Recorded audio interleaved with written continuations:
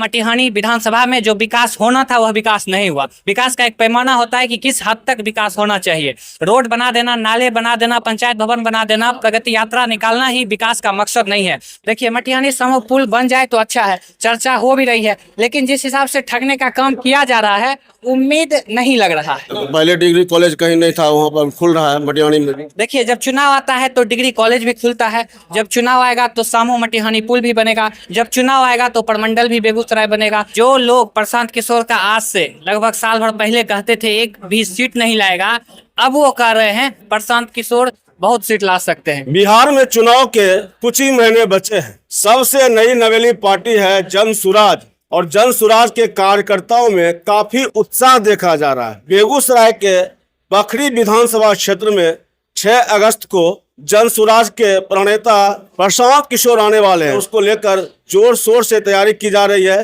कार्यकर्ताओं में काफी उत्साह है।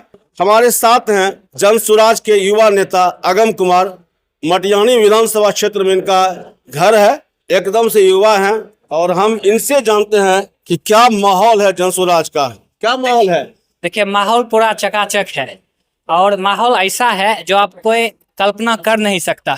जो लोग प्रशांत किशोर का आज से लगभग साल भर पहले कहते थे एक भी सीट नहीं लाएगा, अब वो कह रहे हैं प्रशांत किशोर बहुत सीट ला सकते हैं। क्योंकि जिस हिसाब से प्रशांत जी की नीति है, जो सोच है, जो एक विजन है, उस पे काम हो रहा है, और लगातार भीड़ को बढ़ते हुए देखा जा रहा है। और अभी तकरीबन जो भीड़ आएगी, जो 6 अगस्त को बखरी विधानसभा में सभा होनी है, उसमें हम लोग 55 से 60 हजार भीड़ का आकलन कर रहे हैं। उसी के लिए आज मीटिंग का आयोजन किया गया था। एक बात बताइए, आप मटिहानी विधानसभा क्षेत्र से आते हैं, और मटिहानी विधानसभा क्षेत्र में भी तैयारी हो रही है जन सुराज की। कहा जा रहा है कि आप भी मटिहानी विधानसभा क्षेत्र से उम्मीदवार के प्रत्याशी के तौर पर देखे जा रहे हैं। एक युवा हैं आप, और ऐसी बातें चल रही है।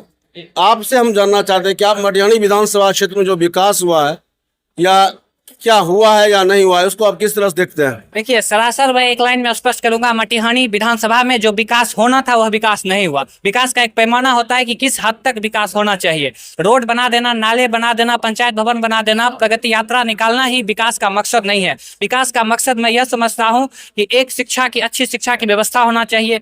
मटिहानी में एक हॉस्पिटल होना चाहिए। मटिहानी में एक थाना है। आप समझिए, कोई लोग रचियाही में है, वहाँ पे कोई मर्डर हो जाता है, क्राइम हो जाता है, तो पुलिस 5 घंटे के बाद पहुँचती है। तो क्या हम ऐसी मटिहानी की कल्पना करते हैं?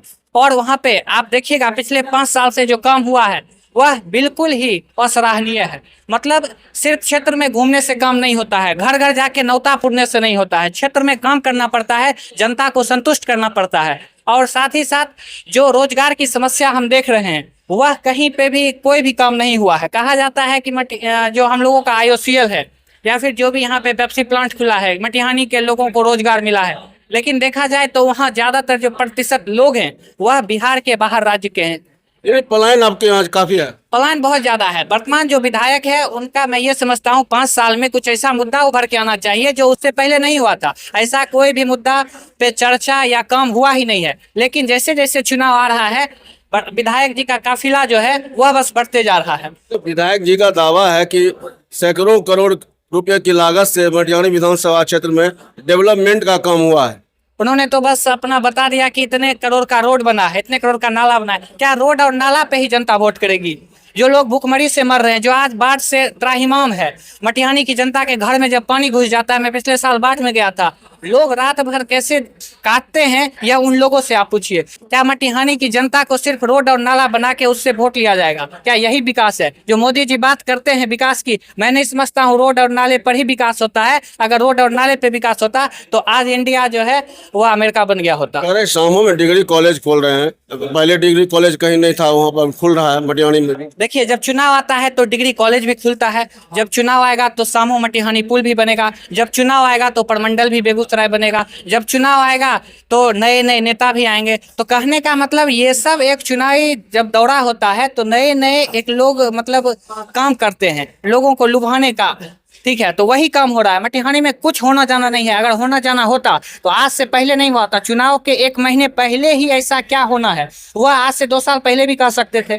अभी आपने देखा होगा मटिहानी सामो पुल का चर्चा बहुत तेज हो गया है। यह आखिर अभी क्यों हुआ? पहले भी हो सकता था, आज से 1-2 साल पहले। और जब भी चुनावी दौरा होता है सिर्फ मटिहानी सामो पुल, उनसे लगता है कि मटिहानी सामो पुल पर बस हम एक बयान दे दें जिससे सामो की जनता उस विधायक की हो जाएगी, लेकिन ऐसा होने वाला नहीं है। जनता सच्चाई क्या लगता है मटिहानी समो पुल बनेगा इस बार जो वादा किया गया है, चाहे जो जिस तरह की चर्चा हो रही है?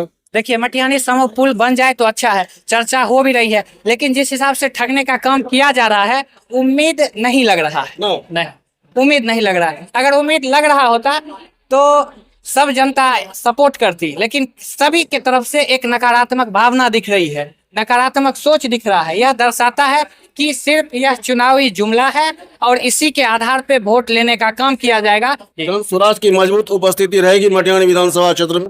देखिए, जनस्वराज की उपस्थिति सिर्फ मटिहानी में नहीं बल्कि 7 विधानसभा में होगी। जिस तरह से प्रशांत किशोर के समर्थक बढ़ रहे हैं, लोगों में एक विश्वास दिख रहा है, लोग पलायन के मुद्दा को समझ रहे हैं, शिक्षा में जो व्यवस्था है उसको समझ रहे हैं, तो कहीं ना कहीं इन सब बातों को लेकर लोग काफी जागृत हुए हैं। और रही बात जो मटिहानी में जो अभी हम एनडीए की बात कर रहे हैं, तो आपने देखा होगा कि अभी प्रशांत किशोर जी ने जो सम्राट चौधरी है उनकी जिस तरह से पोल खोला, इस तरीके से कई भाजपा के नेता हैं जो घोटाला में संलिप्त हैं।